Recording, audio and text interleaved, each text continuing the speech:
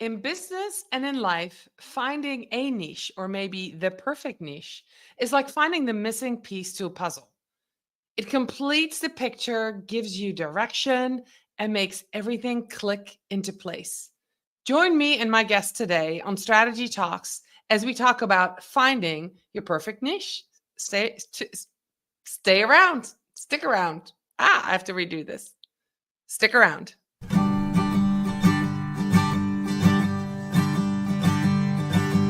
Let's strategize together. Let's hear it from an expert. Join the conversation, it's informative and free. You and me, let's talk some strategy.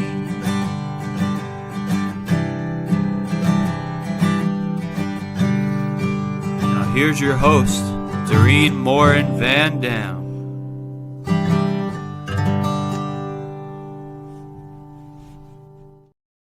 Hello, everybody. Welcome to another episode of Strategy Talks.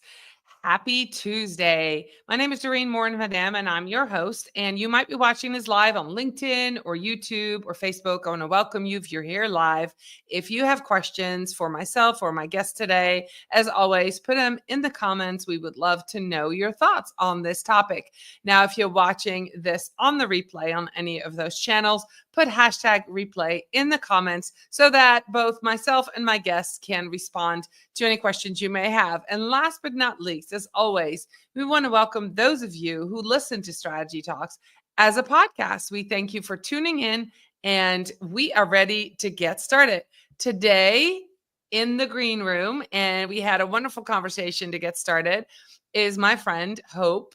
Hope, welcome to Strategy Talks. Hi, welcome. It's so good to see you in person. I know. So for those of you who don't know Hope Himmel Benson, Hope and I met in a community where I was one of the community managers and Hope was learning how to be a social media strategist. And so she was a student in a community that I was serving. And I was doing these lives every week. So Hope watched me do a lot of these types of interviews.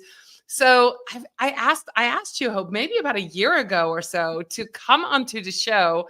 And here we are, the end of 2024, and we're doing it. And we have a fantastic topic prepared for all of you. So, Hope, I'm going to start with asking you about your story before you found your niche. So, how did you get started in social media and in business? Because you didn't have a traditional path to get to marketing, did you? Right. So, my background is as a licensed clinical social worker, and I worked for um, social service organizations, healthcare organizations. And in my role as a social worker, I first got into marketing without knowing what marketing was. When my son, who's 26, was about 20 years ago, when I went to work for the National Association of Social Workers of Louisiana chapter. And so I was over all the member services and events and whatnot. And so I was responsible for marketing those events, managing the website. And so that's when I first got introduced to that. I didn't really know it was marketing and communications. And then over time, as my roles changed when I went to work for a hospice organization as a social worker, they asked me if I'd be interested in doing the marketing after I'd been there about 5 years. And I was like, I thought marketing was a dirty word. I thought it meant sales. And I'm like, I'm not a marketer. I'm a team member. If you want me to go and share what we do and how we help people, I'm happy to do that. And they're like, well, that's marketing. So I got comfortable with the term marketing, but I did that for a number of years. And then I went to work for an elder care attorney who did estate planning, and she wanted a geriatric care manager for her estate planning clients.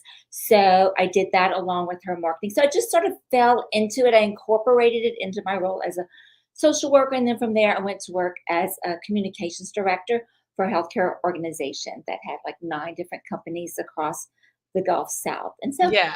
that's where I landed and just got to learn to do a lot of different things in marketing. And I love that because I think a lot of us there's quite a few marketers who traditionally went to school 20 years ago, 25 years ago, who learned marketing. But if you learned marketing 20, 25 years ago, it looks completely different now, right? So, and then we have this wave of people that includes me about 14, 15 years ago when social media started coming. And we were kind of the first wave of people. There was no degree. There was no social media degree. There was, marketing and communication, but you couldn't go to school for social media. So you had to kind of learn it on your own. And now, of course, a lot of the degrees you can get include like social media courses. So I love that. Like me, you're kind of self-taught. And I think that is so funny that you thought marketing was a dirty word, because I thought that about sales. And now I do, like, I don't want to do sales. I don't want to do sales. And then somebody goes to me, Dorien, you're a business owner. Of course you do sales. You sell yourself. You sell your services. But Yeah. it's funny how you have these conceptions of words and what they mean. So, okay, you set the stage. And when and why and how did you start a business? So I was working as communications director, and I loved that role. It was the most challenging job of my career and the most exciting and rewarding. But it was a lot of hours. In my mind, it felt like 70 hours a week. It may not have been, but I just knew that wasn't sustainable long term. And so I decided to leave and start my own consultancy with the plan of doing social media strategies, because that's the course I had taken with the community that you talked about. It was basically a business in a box. Of course, I love social media. I'm like, "Oh, they can teach me how to do that. I've got a whole business model. I can just basically start off with that." That was my plan. And then 2 weeks later, COVID hit and changed the world. And so I decided I would just help whoever came to me. My initial plan for my business was to work with local business owners. I got a beautiful office with lots of meeting space because my plan was to teach little individual workshops to local business owners who want to learn how to manage their own marketing, including social media and websites. And they would come and take classes in small groups, 4 to 6, and I would walk them through as a group each stage of setting up their marketing. But then COVID shut the building down and everything else. So I had to pivot, the word that we've had enough of. Oh my gosh, that's great. And I love that you said that because I didn't know that was your plan. That's Yeah. how I got started 14 years ago. I literally went to a local community college, paid for a room, invited the community to come, and I was teaching. I probably was 3 or 4 weeks ahead of what I was learning, and Mhm. then teaching them. And then I would learn something. And I apply it. I was like, okay, now I figured it out. Okay, I'm going to teach Twitter now, and then I would teach the next class once I mastered it. So I love that. That's a great idea, and Yeah. it's all local. And of course, you want to support local. So Yes. then what That happened? was local because I have been, because I was involved in marketing, healthcare marketing, I had a large network here, and I'm in Baton Rouge as well as New Orleans, and I had been a part of a lot of business networking groups. So I knew I had a lot of contacts and people who would be interested. So that was the plan. But then, like I said, the building shut down. I did have to pay a monthly lease for 12 months regardless. But hence I work online from now on, remote only.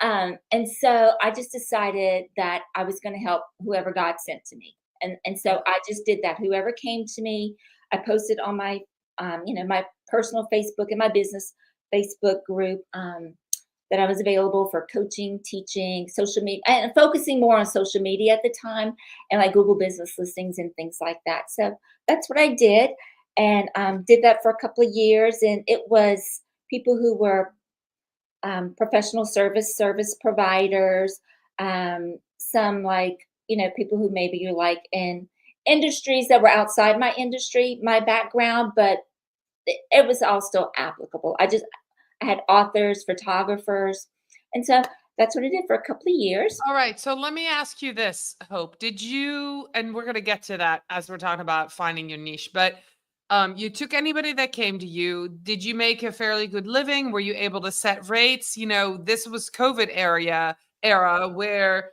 a lot of marketing departments were let go, but then people like you and me who could fill that void where they didn't want to hire somebody and we were working remote. Did you find what I found, that you were really, really wanted and needed? And there were lots of people saying yes, putting their hand up, and so it was profitable.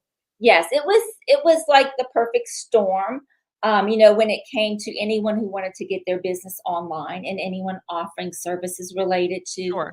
online. I wasn't doing websites at the time, but I could help them with their websites. I wasn't interested in doing website design back then. That's a whole nother story when it goes into defining my niche, because all of my experience was with WordPress, and WordPress is a little more complex and Sure. than a traditional solo business owner, or a small business where it's the office manager having to do all the things too. And it's just a little too much. So I didn't want to offer web design at the time because that's all that I knew. That changed since. That's part of my niche story, but Yeah. So let's get in it. We were in the green room about 15 minutes ago, and I was like, we need to start recording because you have a great story. After 2 years, you decided, and was there a pivotal moment that you're like, I need to change my business, or I'm not happy in my business, or somebody said something to you that made you decide to do this? well, one of the things I was thinking about is, of course, marketing my services. And I knew, the saying, the riches are in the niches, or the niches, like we also say. And I had those same fears about, well, I want to help everybody, but I also know if you help everyone or try to help everyone, you help no one. No one. I had that wisdom, but as a new business owner, it's hard to trust that. And Mhm. so after a couple of years, which, we're all excited about our business, it's like the adrenaline going, and you think about it 24/7, you realize this is not sustainable. Like, I have to Mm. compartmentalize my business and my personal life. And so I started thinking about, how can I simplify my business? And part of that is niching down. All And right. so So I, there you are. So what did you do? Because this is a great story. If you're yeah. listening to this, get ready. So This is a great story. one caveat is, when I left my corporate job to start my own business, I made an intentional decision not to focus on social workers, which is like my 30-year background and all of my network.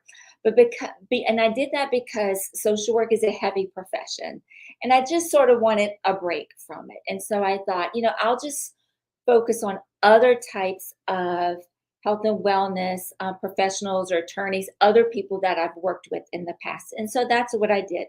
So when I decided it was time to simplify my business so that I wasn't thinking about it 24/7, and heed the wisdom of niching, I thought, well, Hope, your natural audience who's already coming to you are social workers. Yeah. So I decided, okay, let me explore that for about 6 months. I'm not going to put all of my efforts into marketing to social workers, but 50% of my marketing efforts I'm going to direct towards social workers and see if I get any traction. And I did that, and it worked out very, very well. And I did a few events, and I actually started my own Facebook group for social workers in business marketing. So I created a community for that, and it did really, really well. So that's what I focused on in 2023. And then I decided that it was really, really time to niche down further. I knew that I wanted to continue working with social workers and related professionals. But what I did, and I was telling you, so this was my exercise that I want to take everyone through, is I wanted to find the sweet spot. And that is the people that bring me the most joy in working with them, the services that I most enjoy. And remember, I talked about I wasn't doing website design, I was doing social media strategy and all that. Social media strategy didn't bring me that much joy. It was profitable, but it didn't bring me a whole lot of joy. And then the third thing is profitability of the services you offer, what's most profitable. So looking at those three areas, the clients you serve, the services that you enjoy providing, and of those services, what's most profitable. So I simply took a dry erase marker because I keep one in my bathroom, and my mirror is like where I dump all of my thoughts. It's like, mad scientist laboratory. So I first started with my clients, and I made a list of all of the clients I had worked with since I started my business in 2020. And then I simply drew a big smiley face next to the ones that just when I thought of them, their personality, what it was like to work with them, I put a big smiley face, the ones that just lit me up. And then the ones that were like, well, I enjoy working with them. If they came back to me, that would be okay. And I just put like a little grin. And then the ones that I thought, Never again. they were a nicer, lovely person, but it didn't bring me as much joy, whether it was their personality or they took too long to make decisions or they weren't coachable. So I put a frowny face. We just so you know, we all have those clients. Yeah. We call them PETA, right? Pain in the ass. So we know that, and if somebody likes that, boomerangs back to me. I put, their price goes up. Like if I want to take them, but I've already worked with them and I've seen some of the red flags, I just know I just have to ask for more money because more money is going to make me more patient Yes. to get the work done. But yeah, I totally hear you on that. And if you're listening and watching this, I know you probably in your head see your own clients that fit that bill. Yes. And then some of the things about them, and you can go as deep as you want to with this part, is it may be not only, their personality or how easy it was to work with them, how coachable they were, to the industry that they're in, that you just love the things that they do. I have clients that I was so excited. I wasn't familiar with the work that they did, but learning about what they do just excited me, and because I was learning through them and I really appreciated the work that they were doing. So I got exposed to other types of industries that way. And then there were some people who were in some industries. I'm like, that is just so boring. Like, I just can't get excited about it. And although I can help you, you're not going to get the best of me because it just doesn't excite me.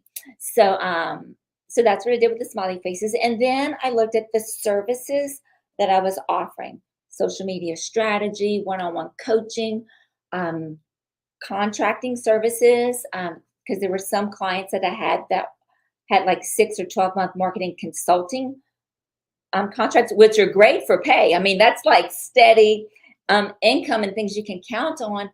But I also found for me, after a while, it started to feel like I'm an employee of theirs because it's just gone on and on and on and on. And then you start hearing about, little internal issues with their company. I'm like, if I wanted all that, I'd just go back, to Right. work for someone else. Right. Yeah. So, I sort of assessed the services I was offered and that I was good at. And how did I feel about them? Were they uplifting to me? Did they feel me? And then the other thing was profitability.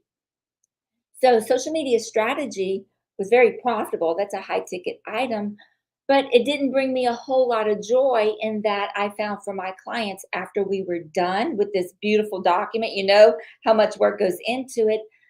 They didn't necessarily have the time to fully implement it. And I didn't want to do the done for you services. So, it became a frowny service, when I really looked at it. Yeah, sure. But I love the coaching services. I love the one-on-one coaching services for marketing. I also love website design, which I was not offering. I was referring that out.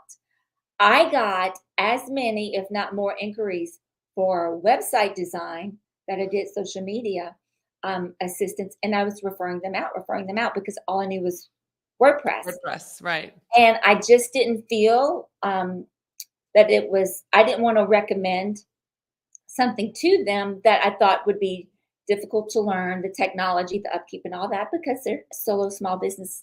So I was referring them out, but I knew that there were other options like Wix and Squarespace because I had clients who had those websites that would help them update it. So when I realized that who I love to work with, the types of professionals in the industries, the services that I could do, including the one I wasn't offering, and the profitability, I realized that website design was something I've been doing for 20 years. It's something my clients, who I love working with, are already asking for. I'm referring them to someone else. I just need a platform that I feel great about delivering that service for. And so I did a little research. I landed on Squarespace. I took a Squarespace design course as well as the business course. Similar to the course that you and I met through. It was basically a business in a box, launch website in 2 weeks, easy to manage. It's something my professional clients love. And that's where I found my sweet spot. So, you just take those 3 things, put your little smiley face, do like the little Venn diagram, and just see where that sweet spot is. So that's where I have landed. And so moving into 2025, my business is going to be shifting officially from marketing coaching and website design to strictly website design. And the I'm big actually question that I have is, who do you serve? Who are your clients? Wellness, healthcare? Yes, so health and wellness professionals, so therapists, counselors, coaches, dietitians, holistic healthcare providers. As much as I've worked with many attorneys in my life, I've sort of dropped them from my list. Not that I wouldn't work with them, but I just love health and wellness. So that's a lifestyle that I personally embrace. And so working with those types of clients, if I can fill my client load with those types of clients, that fills me as Yeah. well.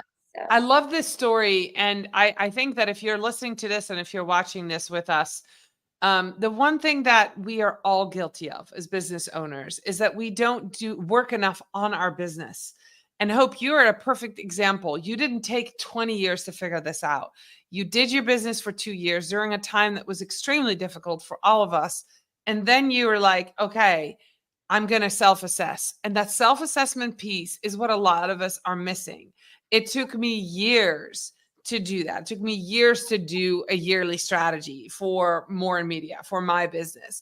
But now I do that. I usually Friday afternoons, I take that time to work on my business. And so if there's anything that you're going to get out of this, if you're watching this, if you listen to this, start working on your business. Give yourself some time every week or once a month to do something like Hope suggested, is that self-assessment piece and figuring out your niche. Because why are we working with clients that we don't like? Or why are we offering services that we don't like, right? Why are we doing that? Just because people ask. We right. should say no and refer them out. So I absolutely love that. So you've now been, you said 2025, you're only going to do websites. So this year, 2024, has been kind of like the turnover year. Is that correct? So in 2024, I announced to my community end of 2023 that I was going to start offering website design in January of 2024. And I quickly had 3 therapists who said, whenever you start, let me know because I need a website. And so it proved my point. Like with people, my natural audience who was coming to me and the service that they were often seeking that I was referring out, and it's something that I enjoy doing, it all melded well together. And it just sort of snowballed. So that's what I've been doing this year, in addition to offering the marketing coaching, which I still love doing. But when I look at what's most profitable of the things I love doing, website design is. So it doesn't make sense to keep that coaching piece that takes up time in my calendar that I could be doing more website design. And Okay. so, but I still have a heart for my clients. Like I'm not going to leave them high and dry because I am an information and resource junkie. I love equipping and empowering people. So the way I'm going to continue to support them, because I couldn't let myself just drop that, like just do their website and Right. after 30 days of support, we're done. Is I'm going to start like a VIP marketing mastermind for my design clients. So after we finish their website, if they want to move to the marketing mastermind, it will be free for my clients.